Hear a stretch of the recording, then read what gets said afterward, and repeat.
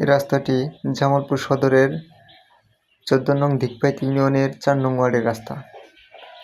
এই রাস্তাটি সোনুটিয়া বাজার হতে শঙ্করপুর পর্যন্ত 3 কিলো রাস্তা। এই রাস্তাটি অত্যন্ত ঝুঁকিপূর্ণ হয়ে উঠেছে, যারা রোগী যাতায়াত করে তাদের জন্য আরও ঝুঁকিপূর্ণ। কারণ এই রাস্তাটি দিয়ে একটা রোগী নিতে গেলে শহরে 10 মিনিটের জায়গায় আধা ঘন্টার উপরে চলে যায়।